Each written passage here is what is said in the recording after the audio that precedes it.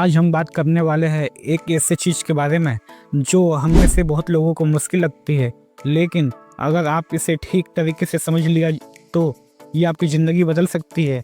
जी हाँ, मैं बात कर रहा हूँ बजट बनाने की।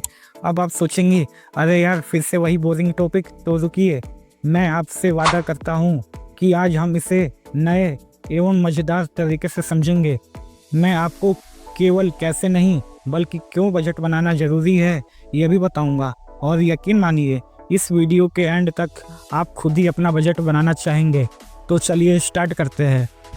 क्या आपके साथ भी ऐसा हुआ है कि महीने की स्टार्टिंग में आपकी सैलरी या कमाई आती है और आपको लगता है कि आप किंग हैं, आप अपनी पसंद की चीज़ें खरीदते हैं, दोस्तों के साथ में पार्टी करते हो और फिर महीने के बीच में आपका बैंक अकाउंट खाली हो जाता है और आप सोचते हो, अरे यार ये पैसे कहाँ गए। और हाँ, ये वीडियो आपके लिए ही है। देखिए, हम सभी ने ये अनुभव किया है कि ये एक आम समस्या है, लेकिन इसका समाधान उतना ही आसान है। और आज मैं आपको ऐसा तरीका बताऊंगा जिससे आप ना सिर्फ अपने खर्चों को कंट्रोल कर पाएंगे बल्कि अपने भविष्य के लिए भी पैसा बचा पाएंगे। तो स्वागत है आपका स्मार्ट बनिए चैनल में। चलिए स्टार्ट करते हैं।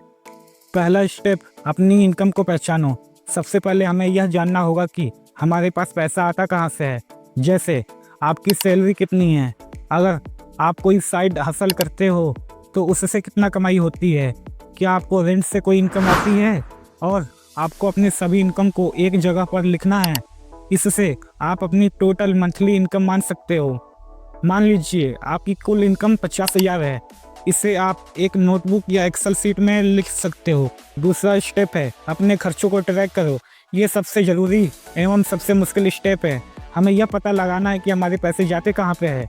जैसे फिक्स एक्सपेंस, ये वे खर्चे हैं जो हर महीने फिक्स होते हैं, जैसे घर का किराया, EMI, बच्चों की स्कूल की फीस, मोबाइल के बिल्स एंड इंश्योरेंस के प्रीमियम। और अब बात करते हैं वेरिएबल एक्सपेंस की।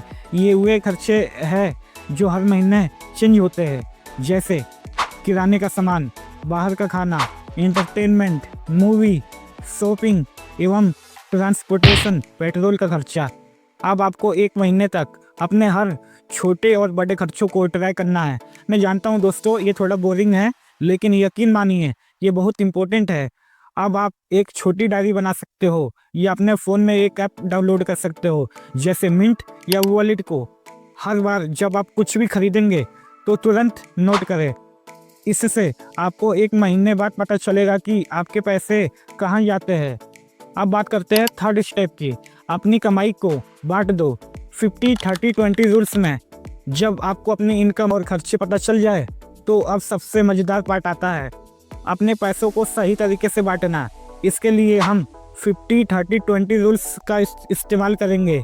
ये बहुत ही पावरफुल तरीका है दोस्तों। अपनी टोटल इनकम का 50% हिस्सा आप अपनी इसेंशियल खर्चे करें, जैसे घर के किराए के लिए, खाने का सामान, EMI या फिर यूटिलिटी बिल्स के लिए, जैसे बिजली के बिल्स के लिए निकाल के अलग कर दो। फिर 30% हिस्सा आप अपनी इच्छाओं पर खर्च करें। ये वे चीज़ें हैं जो ज़िंदगी को मज़ेदार बनाती है, लेकिन जिनके बिना भी काम चल सकता है, जैसे बाहर का खाना, मूवी देखना, मोबाइल फ़ोन खरीदना, शॉपिंग करना। और फिर लास्ट में है बचत और निवेश के लिए, सेविंग एंड इन्वेस्टमेंट। और सबसे इम्पोर्टेंट है 20% हिस्सा आप सेविंग और इन्वेस्टमेंट के लिए अलग रखें। ये वे पैसा है जो आपके भविष्य को सुरक्षित बनाएगा, जैसे इमरजेंसी फंड बनाना, रिटायरमेंट के लिए इन्वेस्टमेंट करना, बच्चों की पढ़ाई के लिए सेविंग्स करना। मान लीजिए आपकी मंथली इनकम 50,000 है, जिसमें से 25,000 यानी 50% अपनी ज़रूरतों के लिए आपने खर्चा किया, 15,000 यानी 30% अपनी इच्छाओं के लिए खर्चा किया, और 10% यानी 20% सेविंग और इन्वेस्टमेंट के लिए। जैसे ही आपकी सैलरी आए सबसे पहले 10,000 को अलग कर दो। ये सबसे इम्पोर्टेंट है। बाकी पैसे को आप अपने घर के खर्चे और इच्छाओं के हिसाब से खर्च कर सकते हो। चौथा स्टेप है review and adjust your budget. Budget बनाना कोई एक बार का काम नहीं है दोस्तों, यह लगातार चलने वाला प्रोसेस है। हर महीने के एंड में आपको अपने बजट को रिव्यू करना चाहिए। क्या आपने अपने बने बजट के हिसाब से खर्चा किया? अगर हाँ तो बहुत बढ़िया, अगर नहीं तो क्यों? क्या कोई इमरजेंसी आ गई थी? क्या आपने कुछ ज़्यादा खर्च कर दिया? आपको अपने बजट में ज़रूरत के हिसाब से बदलाव करते रहना चाहिए। शायद इस महीने आपने ज़्यादा शॉपिंग कर ली तो अगले महीने आप उस खर्चों को कम कर सकते हो, या आप अपने दूसरे कैटेगरी को एडजस्ट कर सकते हो। इसलिए फ्लेक्सिबल रहिए। अब बात करते हैं उन कॉमन मिस्टेक्स की जो हमसे होती है। पहला, अगर आप अपने आप को बहुत ज़्यादा रोकोगे तो थक जाओगे। इसलिए थोड़ा फ्लेक्सिबल रहे, क्योंकि बजट एक प्लानिंग है, 100% पॉसिबल नहीं हो पाता है। इसलिए अब बताए गए रूल्स को फॉलो करते रहिए। फिर है मिस्टेक नंबर 2। अब बात करते हैं छोटे छोटे खर्चे, जैसे कि 2 कप कॉफ़ी और स्नैक्स महीने में बहुत बड़े अमाउंट बन जाते हैं। उन्हें भी आप रिव्यू कीजिए।